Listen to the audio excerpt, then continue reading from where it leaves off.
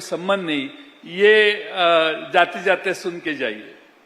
घटनेमध्ये 5 वर्षांनी निवडणूक होणारच आहे, पण ती होऊ शकत नाही वेगवेगळ्या कारणानं, कोर्टात वेगळ्या केसेस असल्यामुळे. आणि म्हणून आता 29 महानगरपालिका, 257 नगरपालिका, 26 जिल्हा परिषदा, 289 पंचायत समित्या यांचा गाडा एकही लोकप्रतिनिधी हाकत नाही, प्रशासक हाकतो. हे पहिल्यांदा तुम्ही सगळ्यांनी लक्षात घ्या. आणि त्यामुळं आज 5-5 वर्ष निवडणुका होत नसतील तर लोकशाहीला तो एक फार मोठा धक्का आहे. आज जर नगरसेवक, पंचायत समिती आणि जिल्हा परिषदेचे प्रतिनिधी निवडून आलेले असते तर एवढी पोकळी वाटली नसती. पण आज विकासाची प्रचंड पोकळी आहे. आमदार आणि खासदार आणि मंत्री यांच्या मनात जे होईल तेच राज्य चालू आहे. लोकांच्या मनातलं राज्य स्थानिक दृष्ट्या चालतं की नाही अशी अनेक ठिकाणी शंका आल्याशिवाय राहत नाही. खरं म्हणजे राजा सर्व सत्ता हस्तगत केल्याशिवाय थांबत नाही. राजाचा हा लोभ असायचा सरंजामशाहीच्या काळात, त्याला सगळं आपल्या ताब्यात लागायचं. सध्या तसं झालेलं आहे. म्हणजे आपल्या देशामध्ये ध्येय धोरणं कुणीतरी दुसऱ्यांनी ठरवली, कायदा पास करणारे वेगळे असतील, न्यायनिवाडा करणारे आणखीन तिसरी व्यवस्था असेल, अशा वेगवेगळ्या लोकांच्या हातात जर कारभार असेल तर राजाला चैन पडत नाही. आणि म्हणून ही सगळी व्यवस्था आता एकाच माणसाच्या ताब्यात कशी जाते, देश पातळीवर आणि राज्य पातळीवर, अशी व्यवस्था आहे. आणि राजाला जे पाहिजे असतं, राजाला जे सगळं हातात घ्यायचं असतं, ती पद्धत ही सध्या निवडणुका न घेता राजाच्या हातात सगळ्या दोऱ्या घेण्याचं काम आज महाराष्ट्रात आणि देशात झालेलं आहे. डॉक्टर बाबासाहेब आंबेडकरांनी विकेंद्रीकरणाचा आग्रह धरला. स्वर्गीय यशवंतराव चव्हाणांनी स्थानिक स्वराज्य संस्था बळकट करण्याचा प्रचंड प्रयत्न त्यांच्या काळात केला. आणि लोकांच्या हातात सत्ता दिली तर लोकांना पाहिजे तशी लोक राबवतील असा विश्वास आज देशातल्या सर्व लोकांना होता. पण मी आपल्याला मगाशी सांगितलं तशी परिस्थिती आज झालेली आहे.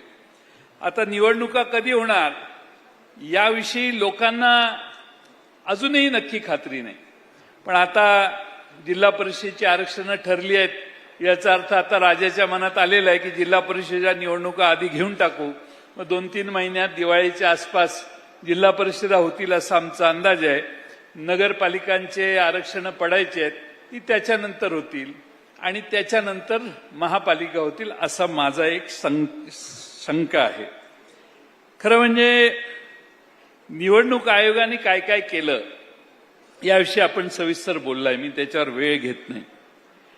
परंतु मला असं वाटतं की संविधानाने निवडणूक आयोगाला जो अधिकार दिलेला आहे त्याची व्याख्या करण्याचा अधिकार सुप्रीम कोर्टाला आहे. त्यामुळे कालच एक ॲफिडेव्हिट निवडणूक आयोगाने सादर केलेलं आहे. निवडणूक आयोगाने सुप्रीम कोर्टात असं सांगितलेलं आहे की आम्हाला स्पेशल ड्राईव्ह जो मतदार यादीचा घ्यायचा आहे तो घेण्याचा ड्राईव्ह आमचा अधिकार आहे, आमच्या कामात तुम्ही पण इंटरफिअर करू नका. एवढं धाडस निवडणूक आयोगाचं झालेलं आहे. सुप्रीम कोर्टाला देखील निवडणूक आयोगाने सांगितलेलं आहे आम्हाला काही विचारू नका, तुमचा अधिकार तो नाही. निवडणूक आयोग निवडणूक कशा करायच्या हे आम्हालाच माहिती आहे आणि आम्हीच ते करणार आहे. आज जर एवढी मोठी ताकद निवडणूक आयोगाचं धाडस होत असेल तर त्या निवडणूक आयोगाच्या मागे कुणीतरी असेल म्हणूनच एवढं धाडस होत असेल. शेजारी त्या निवडणूक आयोगाला बांगलादेशमध्ये काय केलं त्या निवडणूक आयोगाच्या प्रमुखाचं हे तुम्हाला माहिती आहे. तरी भारतात निवडणूक आयोगाच्या प्रमुखाची एवढी धाडस होतं म्हटल्या त्याच्या मागे कुणीतरी आहे, तुम ऐसा ॲफिडेव्हिट दे दो, देखते क्या करते, असा त्याचा सल्ला त्याला वरून आलेला दिसतोय असा माझा अंदाज आहे. आणि म्हणून खरं म्हणजे कुणाच्या ताकदीवर हा खेळ चालू आहे. आणि निवडणूक आयोगच जर आज देशाच्या सुप्रीम कोर्टाला वेगळी भाषा वापरत असेल तर मला वाटतं खऱ्या अर्थानं आपली लोकशाही धोक्यात आली आहे असं म्हटलं तर वावगं ठरणार नाही. आता काय असतं सगळीकडं टीव्हीवर बघितलं तर इकडं पाणी साठलंय, तिकडं खड्डे पडलेत, इकडं गटाराचं पाणी बाहेर आलं, तिकडं गटाराच्या पाण्यात असं झालं तसं झालं. कारण लोकांचे प्रतिनिधीच नाही. आणि म्हणून आम्ही नगरसेवकाच्याकडे, पूर्वी नगरसेवक असले तर आता काय झालंय, शहरात तर म्हणजे नगरसेवक स्वखर्चानेच सेवा करतात. पण आता नगरसेवक सांगायला लागलेत की आमची सत्ता नाही, आम्ही काय करू. त्यामुळे आता सगळे आखडता हात घेत आहेत. आणि निवडणुका कधी होणार, आता दिवाळीच्या आधी होणार नसतील तर यावेळी लोकांची दिवाळी बरी जाणार नाही. दिवाळीच्या नंतर 2 महिने निवडणुका झाले तर लोकांचा तोटा आहे. दिवाळीच्या दरम्यान निवडणुका झाल्या तर लोकांचा फायदा आहे. मी काही वेगळं सांगायची गरज नाही. आणि त्यामुळं लोकांची दिवाळी कशी जाणार, आणि सगळे बलदंड लोक महाराष्ट्रात आहेत. तुम्ही मला मगाशी तुम्ही भाषणात सांगितलं तसं आमच्याकडे मगाशी जितेंद्र आव्हाडांनी मला वाटतं सांगितलं की सुप्रीम कोर्टाने शेवटी टेंडर मागे घेता का. आमच्याकडे टेंडर निघालं की 25, 30, 35, 38% एस्टिमेट कॉस्टच्या वर आम्ही टेंडर देतो. 30% आधी खाली आलं तर आम्हाला ते चालत नाही. त्यामुळे टेंडर काढलं, एस्टिमेट काढलं की त्याच्या 30-35% वर टेंडर दिलं तर 3 पक्ष आहेत ना सगळे मिळून. त्यामुळे जरा थोडंसं आम्हाला जादा दरानं टेंडर देणं भाग पडतं. आणि त्यामुळं 4 ते तर आहेच. त्यामुळं तुम्ही आमची इकॉनॉमी जी आहे त्याचा ड्रेन कुठं चाललेला आहे हे तुमच्या वेगळं सांगायची गरज नाही. आणि म्हणून मला असं वाटतं की या सगळ्या स्थानिक प्रश्नांमध्ये फार प्रचंड मोठे प्रश्न तयार झालेले आहेत. मुंबई महापालिकेचं जर उदाहरण मी तुम्हाला सांगायचं असेल तर आम्ही 31 मार्च 22ला आमच्या मुदत ठेवी 91,690 कोटीच्या होत्या. फेब्रुवारी 25ला आम्ही 81,774 कोटीवर आलो. म्हणजे 2.5 वर्षात 11,000 कोटीच्या मुदत ठेवी मोडीत काढल्या. बँकांमध्ये 81,774 कोटी आहेत. आता 16,900 कोटीच्या मुदत ठेवी आता वेगळे कर्ज वगैरे प्रोजेक्ट वगैरे याच्यासाठी आम्ही अजून मोडणार आहे. म्हणजे आम्ही 81,000 वजा 16,000 कोटी एवढे खाली येणार आहे. आणि अर्थसंकल्पामध्ये 14.15% 14.19% इतकी रेकॉर्ड ब्रेक वाढ केलेली आहे आम्ही मुंबई महापालिकेमध्ये. आणि हा अर्थसंकल्प आता 74,427 कोटीचा झालेला आहे. एकदा पर्रिकर गोव्याचे मुख्यमंत्री असताना मुंबईत आलेले, त्यांचा माझा कार्यक्रम झाला. पर्रिकरांनी मोठं भाषण केलं. ते म्हटले मला जर लवकर जायचं, मी तुमच्या आधी बोलतो. मुख्यमंत्री होते. त्यांनी काहीतरी 95 कोटी का, त्यावेळी मी 2002-03चं सांगतोय, तेव्हाचं एवढं आमचं बजेट आहे वगैरे मोठं जोरात सांगितलं. आकड्या तर मला लक्षात नाहीत. मी म्हटलं महाराष्ट्रात, ते म्हटले तुमचं काय बजेट आहे. मी म्हटलं भाषणात सांगतो, ऐका जरा, जाऊ नका.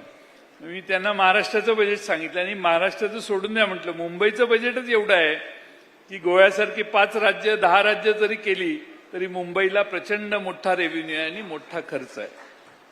पण आज त्या मुंबईची अवस्था काय आहे. आज मुंबईची अवस्था एवढी दुरावस्था झालेली आहे की एवढा पैसा खर्च झाला, इन्फ्रास्ट्रक्चरचं काय. ठाण्याची काय अवस्था आहे. ठाण्यातून भिवंडीकडे यायला रेल्वेनं, मी सकाळी आलो 6ला निघालेली रेल्वे, 6:20ला निघालेली रेल्वे 9:30ला 9:15 वाजताच येते ऑफिशियली. पण गाडीनं आलो असतो तर 5 तास लागले असते. कारण ठाण्याच्या घोडबंदर रोडपासून भिवंडीपर्यंत एवढं ट्रॅफिक जाम आहे. आता एवढे पैसे जर आम्ही ठाणे महापालिकेत 2 तास जास्त जातात, एवढे पैसे महापालिकेत विदर्भातून त्या समृद्धी मार्गावरून माणूस आला की भिवंडीला येऊन 4 तास थांबतो.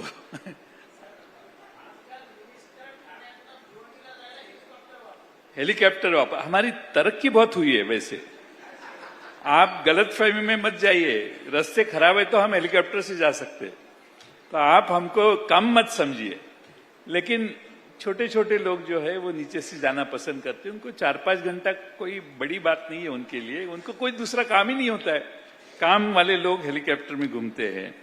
आणि त्यामुळं खरं म्हणजे मी हे यासाठी सांगतोय की प्रचंड पाऊस येणार म्हणून पैसे भरपूर खर्च केले आणि पाऊस पडला मुंबईत. आमचे एकनाथ शिंदे म्हटले जरा पाऊस लवकर आला ना, पावसाने आम्हाला न सांगता आगमन केलं म्हणून हे सगळं तुंबलेलं आहे. आम्हाला सांगून आला असता तर वेळेवर त्याला बाहेर घालवलं असता. अशी आणि लोकही ऐकतात. म्हणजे आम्हाला आश्चर्य वाटतंय की लोक ते म्हणतील ते ऐकतात. आणि त्यामुळं आज लोक नसल्यामुळं, स्थानिक स्वराज्य संस्था जागेवर नसल्यामुळे हे महत्वाचे प्रश्न आपल्या समोर उभे राहिलेत. मी आता आज नाही, बरेच वर्षापासून मी या पक्षाचा अध्यक्ष झाल्यापासून बूथ कमिट्या करा म्हणून सांगतो. मी स्थानिक स्वराज्य संस्था लढायची असतील तर बूथ कमिट्या केल्या पाहिजेत. मगासपासून जे आपण निवडणुकीच्या मतदार याद्यांच्या नावात वाढ कमी जास्त जे म्हणतो ते BLA अपॉइंट केले पाहिजेत. BLAला विचारल्याशिवाय मतं कमी होत नाहीत, वाढत नाहीत. ही प्रोसिजर आपण समजून घेतली पाहिजे. आपण थोडंसं विजिलंट राहिलं पाहिजे. माझी सगळ्यांना विनंती आहे की तुम्ही बूथ कमिट्या राहू दे, BLA तर अपॉइंट करा प्रत्येक बूथवर.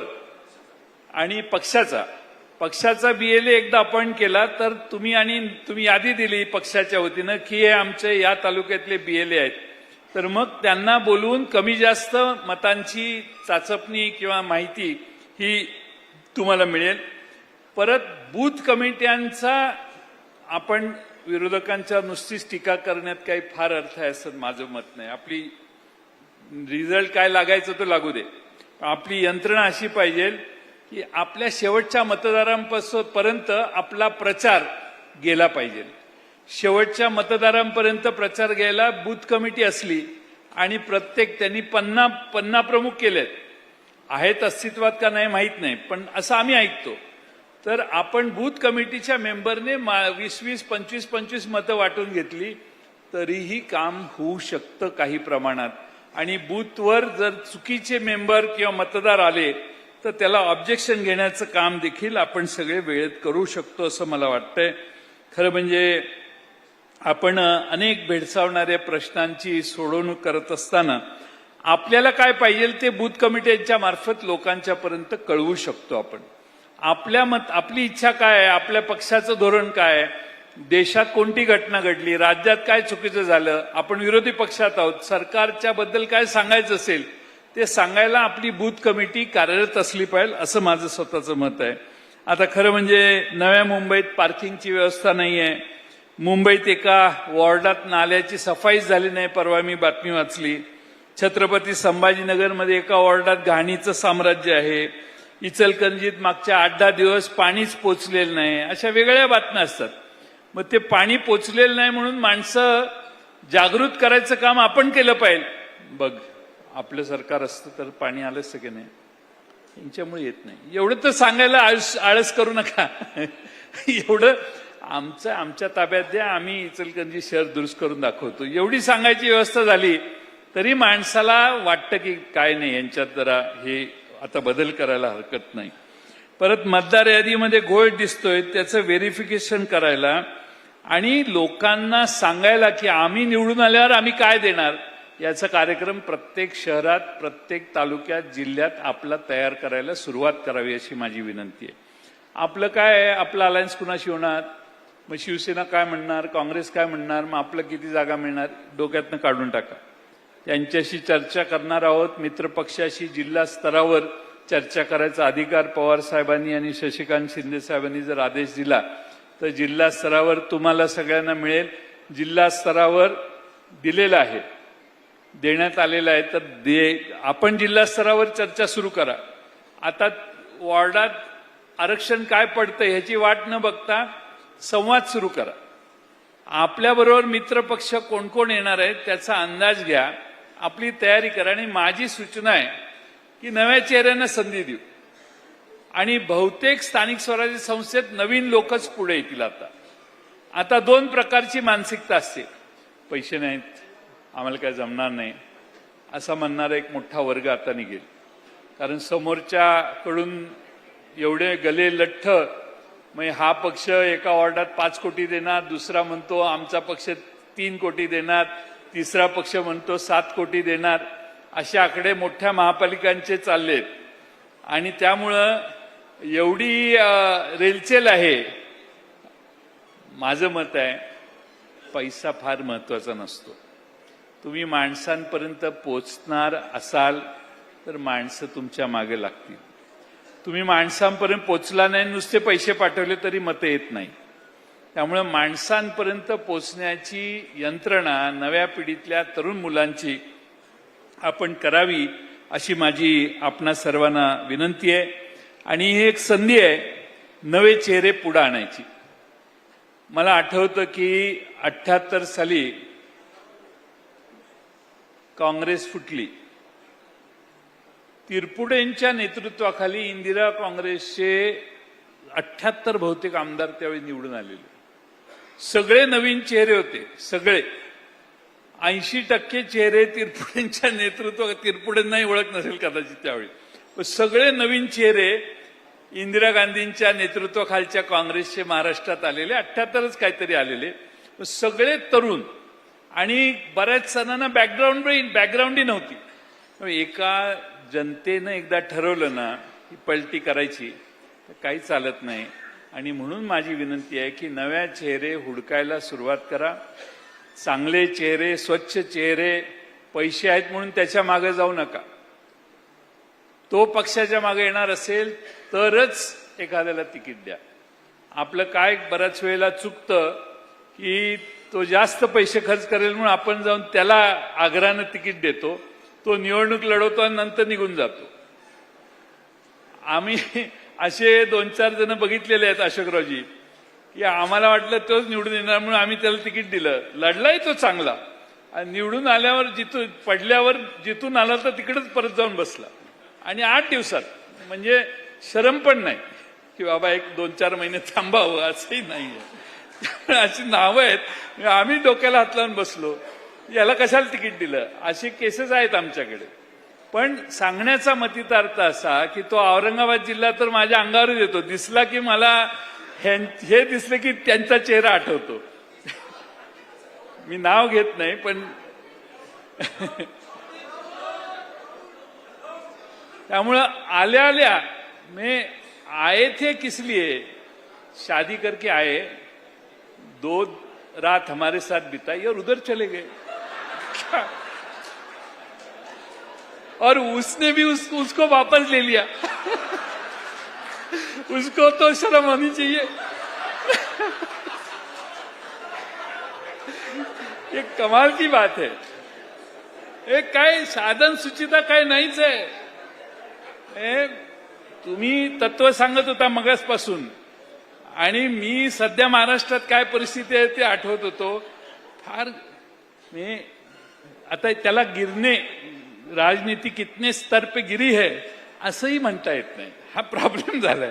कारण कोण कधी कुठं गिरेल याचा काही अंदाज नाही.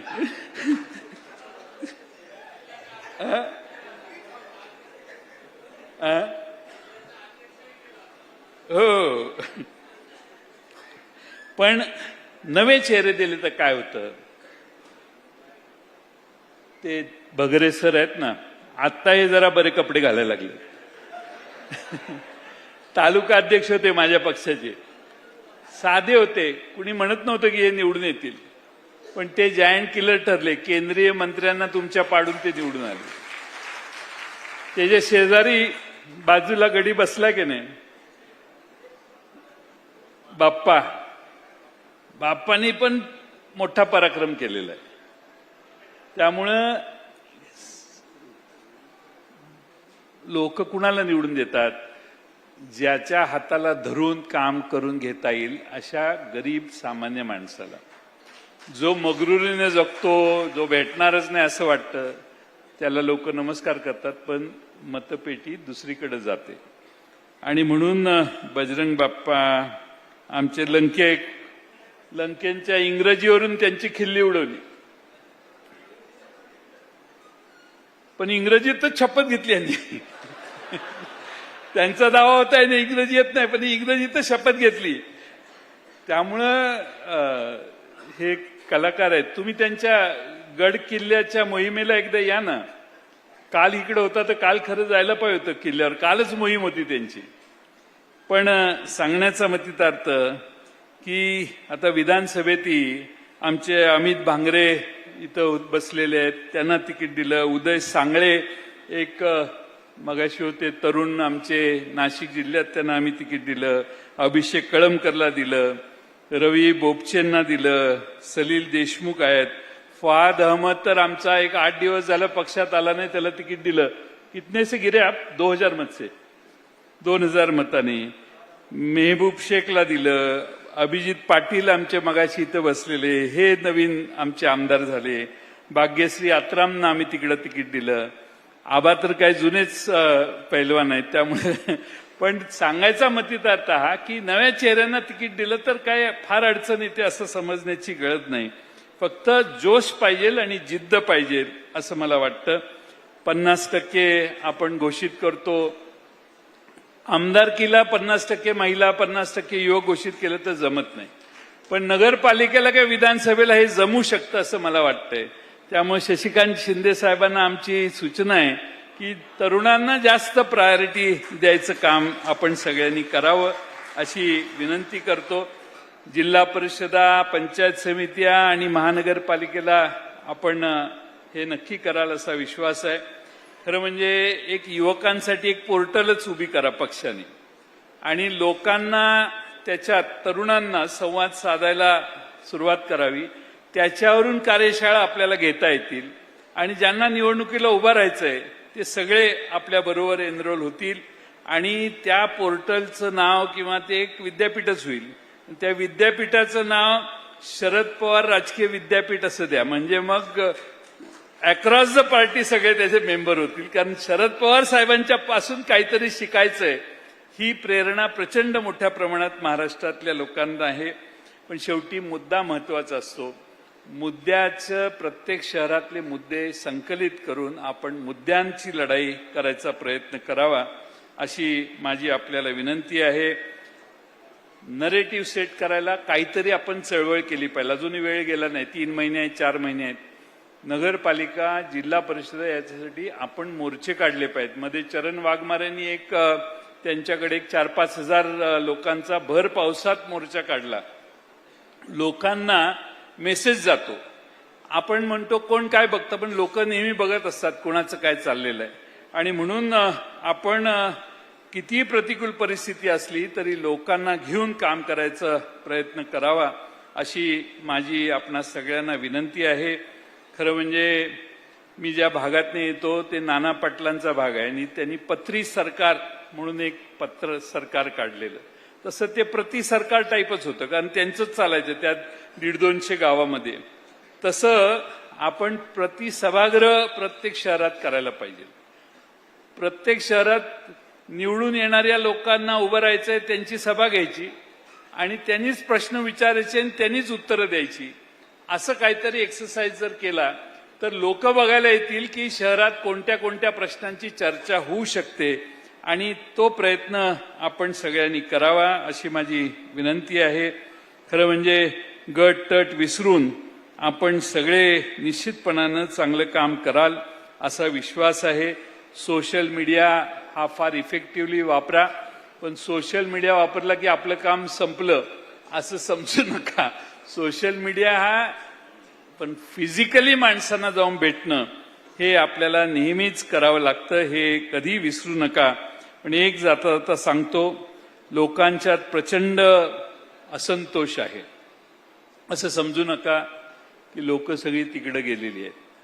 लोक मतं देण्याचं काम करतात, पण त्यानंतर ओपिनियन त्यांचा सतत बदलू शकतो. आणि म्हणून निवडणुकींच्या वेळी इतक्या योजना जाहीर केल्या, एवढी महामंडळ जाहीर केली, निधीची तरतूद करतो म्हणून सांगितलं, यातलं काही बरंचसं झालेलं नाही. आणि त्यामुळं जनतेला जे सांगितलेलं आहे त्यातली बरीच कामं न झाल्यामुळं लोक असंतुष्ट आहेत. 1500चे 2100 रुपये लाडक्या बहिणींना करायचं राहिलं, 1500चे आता कमी केलेले आहेत. आणि 26 लाख महिलांची ती पेन्शन बंद झालेली आहे 1500 रुपये. त्या 26 लाख महिला प्रत्येक तालुक्यात 50-100 असतील की नाही, त्यांना घेऊन तरी मोर्चे काढले तरी ते एक सिंबॉलिक होईल आणि त्यासाठी देखील आपण जागरूकतेने काम करावं अशी माझी विनंती आहे. आपण शेतकऱ्यांचा सातबारा कोरा कोरा कोरा करणारे हे केंद्र राज्यातले तिन्ही नेते तिघांनी आश्वासनं दिलेली. शेतकऱ्यांच्या कर्जमाफीबद्दल सतत आग्रही राहिलं तर जिल्हा परिषदेला निश्चितपणानं लोकजागृती होईल असा माझा विश्वास आहे. आणि म्हणून माझं आपल्या सगळ्यांना विनंती आहे की आपण या संदर्भात जागृत राहा. ऑपरेशन सिंदूरबद्दल ताई मगाशी बोललेले आहेत, पण माझं थोडंसं मत आहे, लढाई झाली. अशोक वानखेड़े जी एक सवाल का जवाब दे दो, हम जीते या हारे? लड़ाई हो गई, पहलगाम के बाद लड़ाई हुई, तो हम जीते या हारे?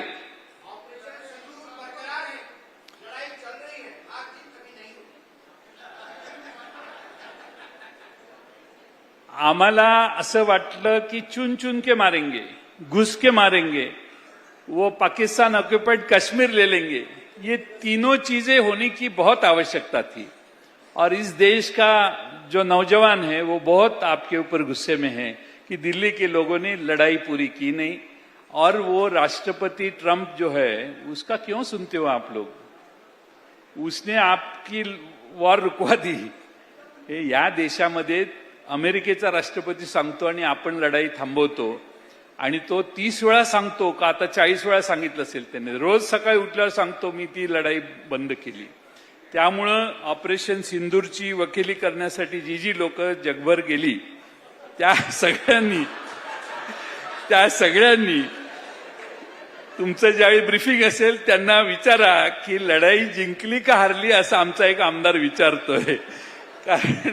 कारण हा प्रश्नच महत्वाचा आहे की आपल्या देशामध्ये आपण एवढी मोठी लढाई करायला गेलो, पण आम्हाला वाटलं की आता काय पाकिस्तानचं खरं नाही. पण मला असं वाटतं की या देशातल्या तरुण माणसाला एक धक्का बसलाय की आम्ही लढायला लागलो, पण 15-20 मिनिटात आमची लढाई संपली आणि त्याचाच प्रश्न सामान्य लोकांना पडलेला आहे. हे सगळे प्रश्न तुम्ही चौकात जाऊन उभं राहून विचारा, लोक म्हणतील हेच बरोबर आहे. कारण ह्या भारतातल्या जनतेला वाटत होतं काश्मीरचा पाकिस्तानने घेतलेला ताबा आता मिळेल. नेहरूंनी घेऊन दिला नाही ना आपल्याला, आता मोदी साहेब घेतील असा विश्वास आम्हा सगळ्यांना होता. त्याला आम्हाला फार मोठा धक्का बसलेला असं मला वाटतं. आणि त्याचा देखील उल्लेख निवडणुकीच्या प्रचारात सगळ्यांनी करा. गटाराचं बोला, मीटरचं बोला, रस्त्याचं बोला, शेतकऱ्यांच्या प्रश्नांचं बोला. उद्या शेतकऱ्यांच्या प्रश्नावर बोलू आपण. पण घराघरात हा संदेश जर आपण दिला आणि शेवटी तर तुम्ही सांगितलं की आम्हाला या देशात लढाई आम्ही जिंकली का पराभूत झालो, आम्ही लढाई थांबवली असेल तर ती ट्रम्पच्या सांगण्यावरून थांबवली असं ट्रम्प का म्हणतायत. आणि रोज उठून ट्रम्प आमच्यावर 50% टॅरिफ वाढवतोय. हे चित्र या देशाला सन्मानजनक नाही. आणि म्हणून ट्रम्पच्या विरोधी या देशाच्या प्रमुखांनी बोललं पाहिजे. ट्रम्पला मुहतोड जबाब दिला पाहिजे. आणि तो जबाब दिला जात नाही म्हणून देखील भारतातली जनता अस्वस्थ आहे. एवढंच मी आपल्याला या निमित्तानं सांगतो. पुन्हा एकदा मला बोलण्याची संधी शशिकांत शिंदे साहेबांनी आणि आयोजकांनी दिली, त्यांचे आभार मानतो आणि माझे 2 शब्द संपवतो. धन्यवाद पाटील साहेब. खरं तर जयंत पाटील साहेबांचा बूथ कमिट्यांच्या संदर्भातला मागच्या 5 वर्षापासूनचा सातत्याने आग्रह आहे. बूथ कमिट्या BLA या संघाने आपण हे करतात. खरं तर आपण संघर्षाच्या भूमिकेत आहोत. जरा 2 घोषणा द्यायच्यात कारण उद्या आपला मोर्चा पण आहे. मी पुढे म्हणतोय, तुम्ही पण मागे मला साथ द्या. देणार? लढेंगे, अरे लढेंगे. साहेब येत आहेत. मी उद्याच्यासाठी घोषणा परत देऊन शकतोय. हल्ला बोल, हल्ला बोल. तुम्ही सगळ्यांनी हल्ला बोल म्हणायचंय. हल्ला बोल, हल्ला बोल. अरे जोर से बोल, और जोर से. जातिवाद पे, धर्मवाद पे, अन्याय पे, अत्याचार पे जोर से बोल. या सगळ्या घोषणा उद्या आपल्याला द्यायच्या आहेत. मोर्चामध्ये मोठ्या संख्येने आदरणीय साहेबांना मी विनंती करतो, आपलं बहुमूल्य मार्गदर्शन आम्हाला मिळावं. पवार साहब तुम आगे बढ़ो, पवार साहब तुम आगे बढ़ो.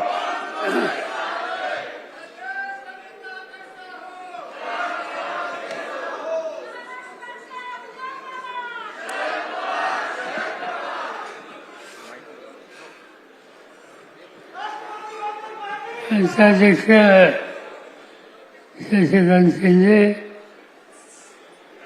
यांचे आजच्या सभेने विचार ऐकले आपले यापूर्वीचे अध्यक्ष जयंत पाटील व्यासपीठावरचे सर्व मान्यवर आणि उपस्थित सरकारी बंधू भगिनींनो, आज आपण नाशिकला मोठ्या संख्येनं आणि सातत्याची या बैठकीच्यासाठी हजर आहात. नाशिक हे ठिकाण का निवडलं असं कोणतरी मला विचारत होतं. नाशिक हे महाराष्ट्राचं एक महत्वाचं शहर आहे, पण त्याहीपेक्षा आपला पक्ष हा गांधी नेहरूंच्या विचाराने चालणारा पक्ष आहे. आणि नाशिकचा इतिहास हा जर आपण बघितला तर महाराष्ट्राच्या ज्या शहरांच्या मध्ये जिल्ह्यामध्ये गांधी नेहरूंचा विचार हा लोकांनी स्वीकारला होता आणि अशी पार्श्वभूमी होती, त्यामध्ये नाशिक येतं. स्वातंत्र्याच्या पूर्वी अखिल भारतीय काँग्रेस कमिटी यांचं अधिवेशन नाशिकला झालं. वर्किंग कमिटीची बैठक झाली. नाशिकच्या बैठकीला महात्मा गांधी आणि जवाहरलाल नेहरू यांची उपस्थिती होती. आणि स्वातंत्र्याच्या नंतर हा काँग्रेसचा विचार, गांधी नेहरूंचा विचार हा विस्तारित करण्याचं काम नाशिकने केलं. स्वातंत्र्याच्या नंतर भाऊसाहेब हिरे यांच्यासारखे ज्येष्ठ स्वातंत्र्य सेनानी आणि महत्वाचे महाराष्ट्राचे नेते हे नाशिकचेच होते. गोविंदराव देशपांडे लोकसभेचे सभासद हे नाशिकचे होते. गावकरीचे संपादक दादासाहेब फडणवीस हे ज्येष्ठ गांधी नेहरूंचा विचार हा प्रचार करणारे एक अत्यंत महत्त्वाचे नेते होते. आणि मराठी साहित्यामध्ये योगदान देणारे अनेक व्यक्ती होऊन या ठिकाणी गेल्या, ज्याचा उल्लेख आधीच्या वक्त्यांनी केला. पण महाराष्ट्राचं साहित्य, काव्य याचा विचार केला तर तात्यासाहेब शिवराळकर, कुसुमाग्रज यांचं नाव घेतल्याशिवाय तो इतिहास कधी पुरा होत नव्हता. आणि तात्यासाहेबांच्या आयुष्याचा मोठा काळ हा नाशिकला गेलेला होता. आणि म्हणून अशी ही पार्श्वभूमी ही नाशिकची पार्श्वभूमी आहे. स्वातंत्र्याच्या नंतर यशवंतराव चव्हाणांच्या सारखा एक मोठा नेता महाराष्ट्राला मिळाला. महाराष्ट्राची निर्मिती त्यांच्या प्रयत्नातून एक मे 1960 साली झाली. सगळं महाराष्ट्रामध्ये एक अतिशय आनंदाचं वातावरण त्या कालखंडामध्ये होतं आणि सगळ्या महाराष्ट्राला प्रगतीच्या दिशेने न्यायला दृष्टी असलेला असा नेता म्हणून महाराष्ट्राची जनता ही यशवंतराव चव्हाणांच्याकडे पाहत असते. त्याच काळामध्ये चीनचं युद्ध झालं. चीनने हल्ला केला. व्ही के कृष्ण मेनन नावाचे ग्रस्त देशाचे संरक्षण मंत्री होते आणि त्यांच्या कालखंडामध्ये देशाचा अभूतपूर्व असा पराभव झाला. जवाहरलाल नेहरू प्रधानमंत्री होते, पण ते अतिशय अस्वस्थ झाले. लोकांच्याच नाराजी होती. पराभव झाल्यामुळे भारतीय सेना सैन्य दल याचा आत्मविश्वास झाला होता आणि पुन्हा याची उभारणी करण्याची आवश्यकता होती. आणि त्यावेळेला पार्लमेंटनी आणि त्याचा जवाहरलाल नेहरूंनी एक निर्णय घेतला की आता या चीनच्या धक्क्यातून भारताला सावरायचं असेल तर महाराष्ट्राच्या मुख्यमंत्र्यांना दिल्लीमध्ये निमंत्रित केलं पाहिजे आणि यशवंतराव चव्हाणांना संरक्षण खात्याची जबाबदारी ही त्या ठिकाणी दिली. गंमत अशी की चव्हाण साहेबांनी ज्या दिवशी संरक्षण खात्याची शपथ घेतली त्या संध्याकाळी चीनने आपलं सैन्य मागं करायला सुरुवात केली. यशवंतरावजींनी हा मोठा विश्वास सैन्य दलाला आणि देशाला दिला. पण ते खासदार नव्हते. खासदार होण्याची आवश्यकता होती आणि त्यावेळेला ती खासदारकीची गरज भागवण्यासाठी नाशिककडे सुद्धा आली आणि नाशिकने यशवंतराव चव्हाणांना विरोध देशाच्या लोकसभेमध्ये पाठवला. हा या नाशिकचा इतिहास आणि म्हणून मला आनंद आहे की शशिकांत शिंदे त्यांच्या सगळ्या सहकार्याने आपल्या सगळ्यांना नाशिकला या ठिकाणी निमंत्रित केलं. आज सकाळपासून अनेकांची भाषणं मी सगळ्यांनी ऐकली. काही लोकांनी अतिशय चांगली मतं मांडली. प्राध्यापक सुभाष वाजे असतील, पैगंबर शेख असतील, जितेंद्र आव्हाड असतील, अशोक वानखेडे असतील, जयंत पाटील असतील, सुप्रियाताई आणि बाकीचे सहकारी या सगळ्यांनी दिलेल्या विषयाची मांडणी ही आपल्या सगळ्यांच्या अतिशय चांगल्या रीतीने केली.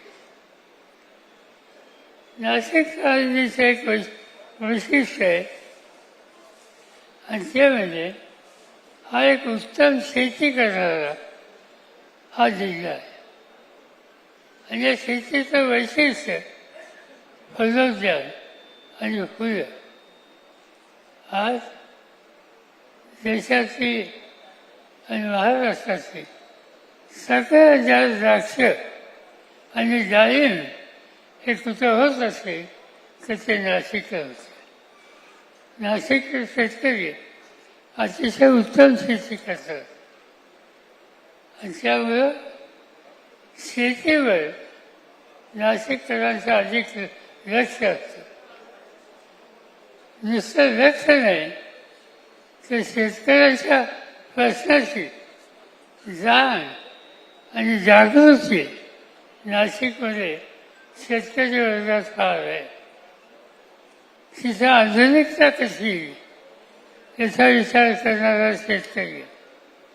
मी अनेकदा या जिल्ह्यात येतो, अनेक शेतकऱ्यांच्या शेतावर जातो, त्यांचा माझा सुसंवाद असतो आणि नवीन नवीन काहीतरी बघायला मिळतं. जगातल्या अन्य देशामध्ये शेतीच्या संदर्भात जे जे काही संशोधन होतं त्याची नोंद घेणारे अनेक शेतकरी आज नाशिक जिल्ह्यामध्ये आहेत. आणि म्हणून शेतीच्या संबंधी आस्था असलेला हा जिल्हा तुम्हाला आठवत असेल की काळ असा होता की महाराष्ट्रामध्ये शेतकरी संघर्षाच्यासाठी रस्त्यावर उतरला आणि त्याचं नेतृत्व शरद जोशींनी केलं. त्या शरद जोशींची शेतकरी संघटना याची उभारणी नाशिकमध्ये झाली. आणि म्हणून नाशिक हे शेतीच्या संबंधी एका वेगळ्या दृष्टीनं बघणारा असा हा जिल्हा होता. आज आपण बघतो की देशामध्ये कांद्याची चर्चा झाली की नाशिक. आजच्या वर्षांमध्ये कांद्याची निर्यात करणारा भाग म्हणजे नाशिक हे आपण बघतो. सोयाबीनची निर्मिती अधिक करणारा जिल्हा म्हणून नाशिक हा या ठिकाणी ओळखला जातो. पण शेतकऱ्यांची सुसंवाद ठेवल्याच्या नंतर काही गोष्टीच्या बाबतीत अधिक लक्ष तुम्ही मी सगळ्यांनी दिलं पाहिजे. कालची लोकसभेची निवडणूक झाली, 3 जागा इथं होत्या आधीच. एक वगैरे गुरुजी मोठ्या वर्षात निवडून आले, दुसरी सिन्नरचे वाझे तेही मोठ्या वर्षात निवडून आले आणि तिसरी अर्धी जागा शोभाताईची.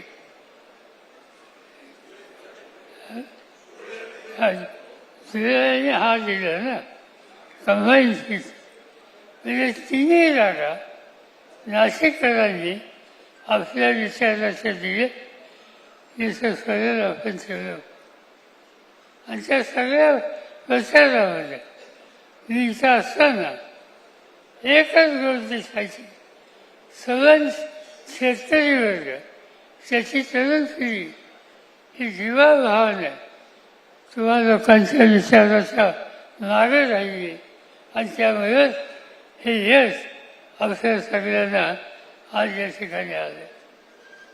आज केंद्र सरकार शेतकऱ्यांच्याकडे कशा पद्धतीने बघतं याचा विचार करायची गरज आहे. शेतीमालाच्या किमती घसरल्या, निर्यातीचं धोरण योग्य नाही. कांदा निर्यात करायची म्हणजे त्याच्यावर बंधन यायचं, अन्य गोष्टी महत्त्वाच्या त्याच्यावर बंधन यायचं. हे सरकार या सगळ्या गोष्टीच्या बाबतीत उदासीन आहे.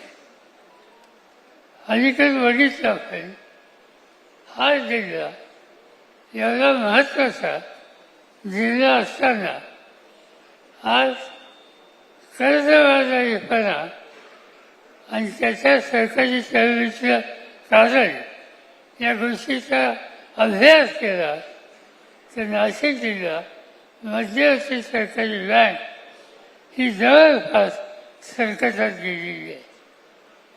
प्रचंड मोठ्या प्रमाणात थकबाकी झालेली आहे.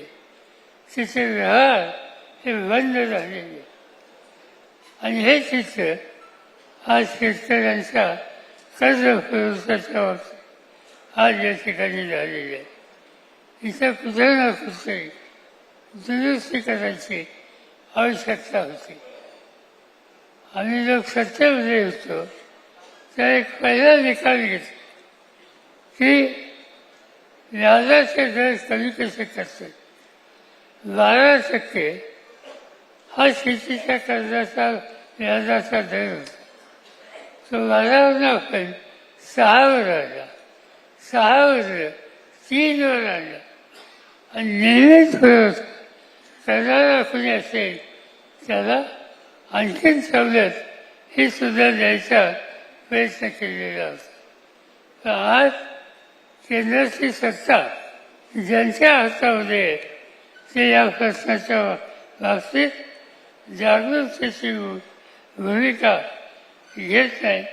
यावेळी प्रश्नाकडे शेवटी आपल्याला लक्ष द्यावं लागेल आणि यासाठी एक प्रकारची शेतकऱ्यांची संघटना अधिक प्रभावी पक्षाच्या धोरणाने कशी करता येईल याच्याकडे लक्ष द्यायची गरज आहे. यासाठी एका दिवशी स्वतंत्र बैठक घेऊन या कार्यक्रमाची आपण आखणी करू आणि लोकांच्या मध्ये जाऊया. आज नवीन नवीन प्रश्न येतात, आजूबाजूला वेगळं चित्र बघायला मिळतं. आज शेजारच्या देशात एक वेगळी स्थिती आहे ज्याचा उल्लेख या ठिकाणी केला गेला. भारत याचा नकाशा तुम्ही नजरेसमोर ठेवा. एक काळ असा होता की आपले सगळे शेजारी एखाद दिवसात सुद्धा तर आपले हितचिंतक होते. आज ती स्थिती राहिली नाही. आज तुम्ही देशाचा नकाशा पुढे ठेवला, पाकिस्तान आपल्या विरोधी, शेजारी तुम्ही गेला नेपाळ, हिंदू राष्ट्र, एकेकाळी भारताचे अत्यंत जवळीक असलेले हे राष्ट्र आजच्या नेपाळची अवस्था काय आहे आपण गेल्या काही दिवसामध्ये पाहतो. आणि नुसतं ते नाही, त्या देशाची अर्थव्यवस्था ही तर उद्ध्वस्त राहिली, पण भारताबद्दल नव्या पिढीमध्ये द्वेष वाढतोय हे चित्र बघायला मिळतं. पुन्हा आपण बांगलादेश बघा, त्याच्या स्वातंत्र्यासाठी या देशाने खस्ता खाल्ल्या. आज तो बांगलादेश आपल्याबरोबर राहिलेला नाही. त्याच्या खाली आपण गेलो, श्रीलंका आपलं शेजारी, एकेकाचा मित्र, आज तोही आपल्या बरोबर राहिलेला नाही.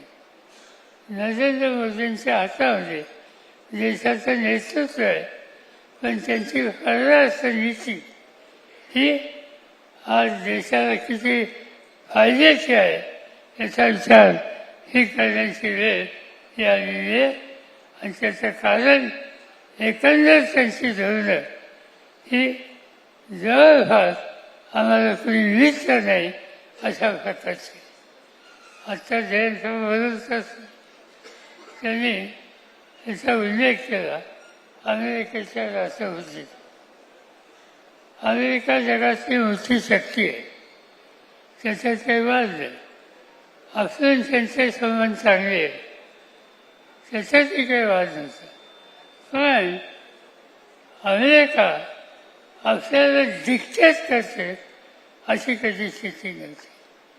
आज प्रत्येक गोष्टीवर डिक्टेट करण्याची नीती आज जमती आली.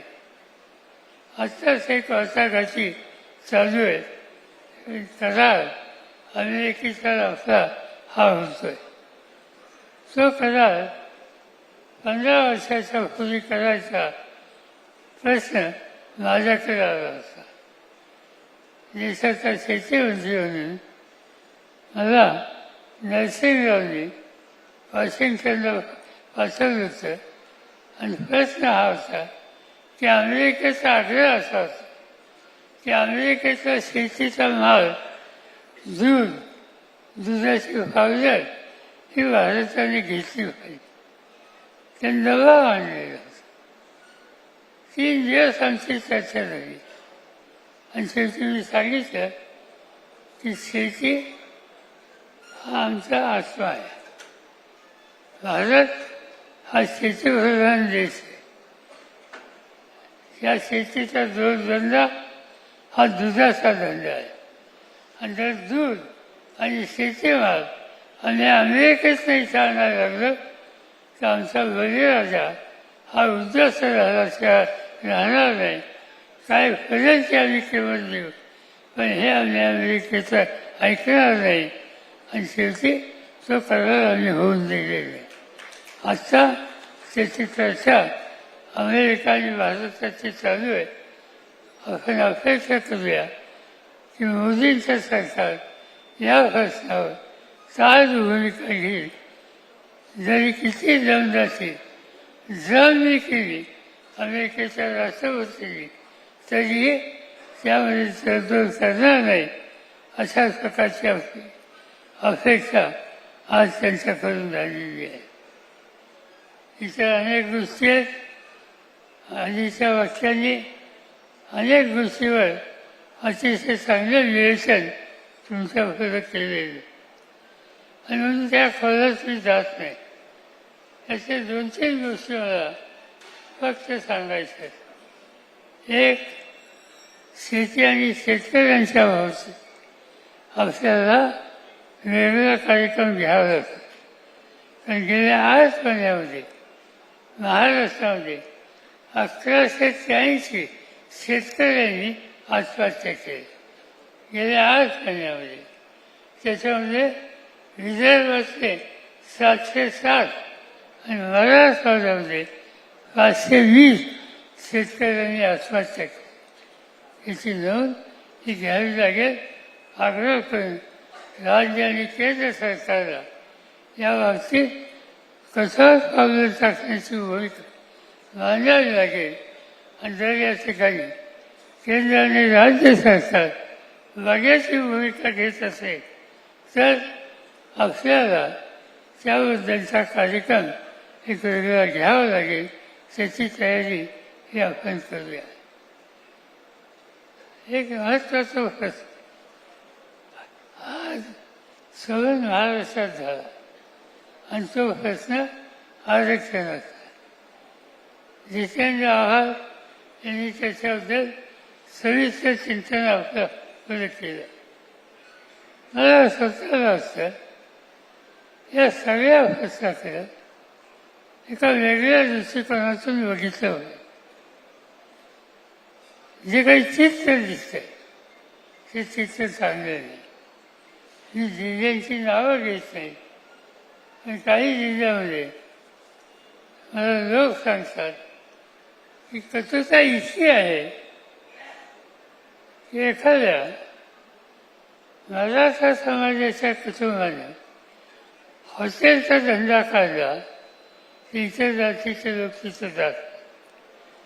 उद्या वंजारी समाजाच्या व्यक्तीने एखादा व्यवसाय सुरू केला तिथं मराठी जात नाही. असं काहीतरी वेगळं वातावरण काही ठिकाणी आहे असं ऐकायला मिळतं. हे खरं किती खोटं किती हे मी आज सांगू शकत नाही पण त्याची चर्चा आहे आणि ती चर्चा आहे ही चर्चा आपल्याला नाकारता येत नाही. आज पिढ्यानपिढ्या एकत्र असून कुटुंब आज एकमेकाच्या बद्दल गैरविश्वासाने बघतात. आरक्षण याची चर्चा सगळीकडे सुरू झालेली आहे. मला स्वतःला वाटतं की याच्या खोलात जायची गरज आहे. पण राज्य सरकार याच्याकडे कसं बघतंय याची स्पष्टता अद्याप आलेली नाही. त्याला जाहीर केलं की हैदराबादचं गॅजेट यावर आधारित निर्णय घ्यावा. मी हैदराबादचं गॅजेट शब्द 2दा वाचलं. हैदराबादच्या गॅजेटमध्ये काय लिहिलेलं आहे? त्यांनी काही गोष्टी सवलती दिल्यात, पण आरक्षणाच्या संदर्भात सवलती असते त्या नुसत्या शेतकऱ्यांच्या पुतळ्या आहेत असं नाही. विजयांची हा जो वर्ग आहे त्याच्यासाठी एक वेगळं धोरण त्याच्यात आहे. विजयांचे आणि बंजारा हैदराबादच्या गॅजेटप्रमाणे यांना आदिवासीचं स्थान दिलेलं आहे. आज महाराष्ट्रामध्ये त्या संबंधीची मागणी बंजारा समाजातून विजयांचीमधून सुरू झालेली आहे. आणि दुसऱ्या बाजूला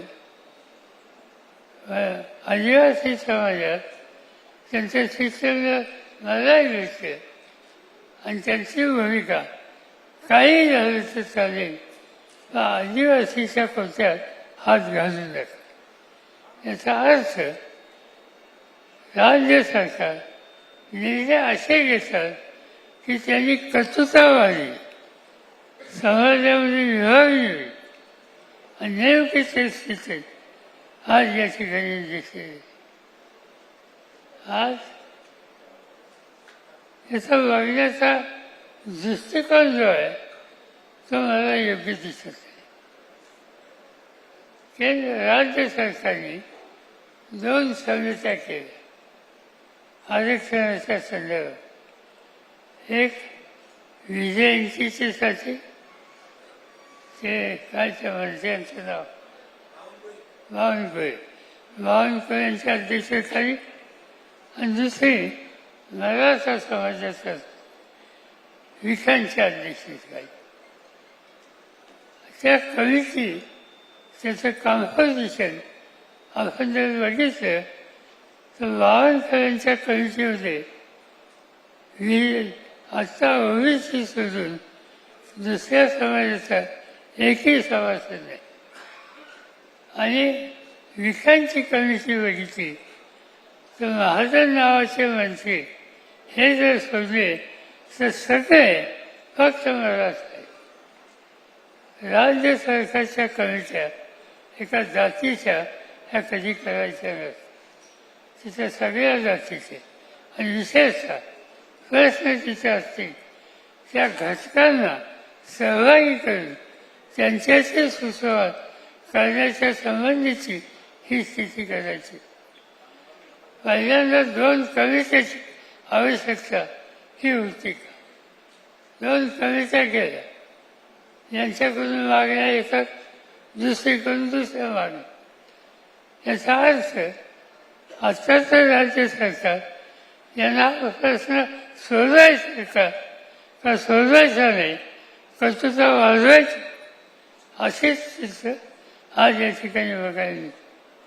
आणि म्हणून हा प्रश्न योग्य पद्धतीने हाताळला नाही तर महाराष्ट्रातल्या, मी काल एका ठिकाणी सांगितलं की महाराष्ट्राची सामाजिक वीण ही उसवायला लागलेली आहे आणि हे अत्यंत धोक्याचे. राष्ट्रवादी काँग्रेस पक्ष, तुम्ही मी सगळ्यांनी हे आव्हान स्वीकारलं.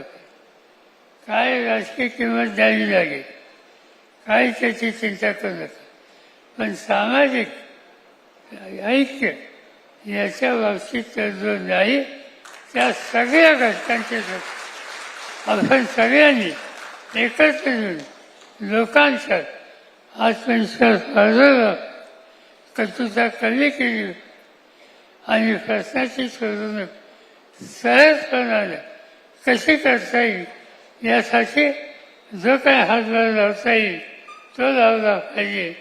आणि त्या दृष्टीनं मला असं वाटतं एक मोठं आव्हान आपल्या सगळ्यांच्यासोबत आज या ठिकाणी आली. आपल्या सहकार्यांनी या प्रश्नामध्ये अतिशय काळजीपूर्वक बाहेर बोललो. आपल्याचे काही लोक बोलतात.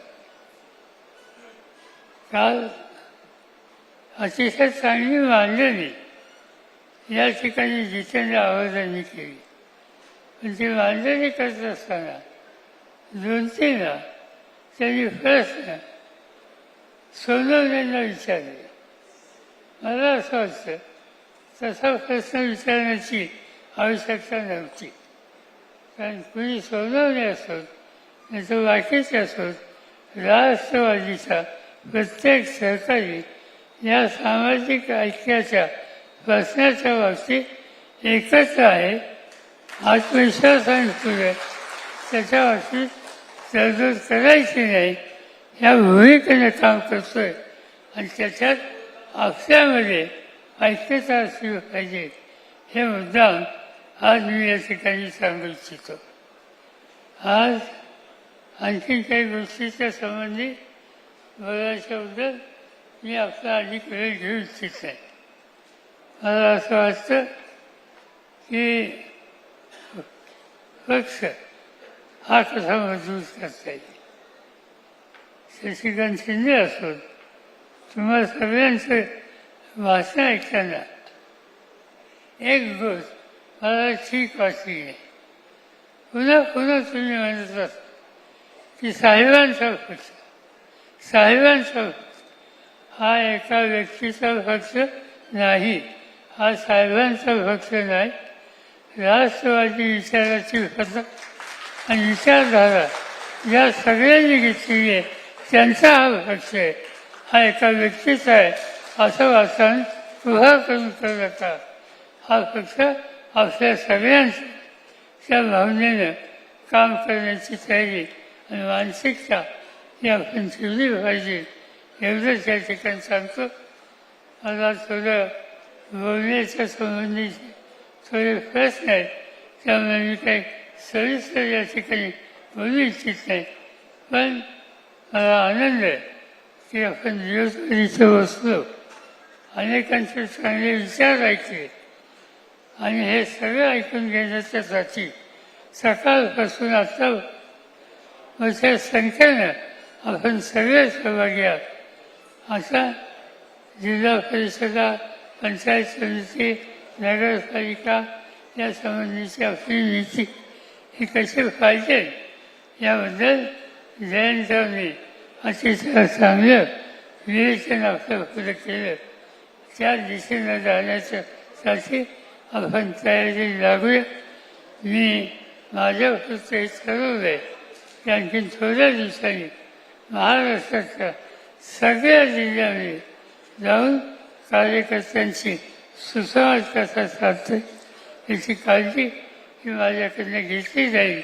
आणि तुम्ही सगळ्यांनीसुद्धा आपला जिल्हा असो, तालुका असो, आपला भाग असो, त्या ठिकाणी हा सुसंवाद वाढेल आणि निवडणुकीची पूर्व तयारी व्यवस्थित होईल या दृष्टीने काळजी घ्या अशीच अपेक्षा या ठिकाणी करतो. आणि माझे 2 शब्द सांगतो.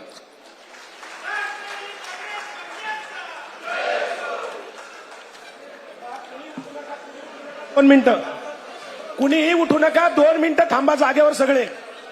काही सूचना आहेत, कुणीही जागेवर उठणार नाही. कुणीही जागेवर उठू नका. फक्त 2 मिनिटं बसा. फक्त 2 मिनिटं बसा. साहेब बसणार आहेत. कुणीही उठू नका प्लीज. सूचना अशी आहे, उद्या सकाळी 10:30 वाजता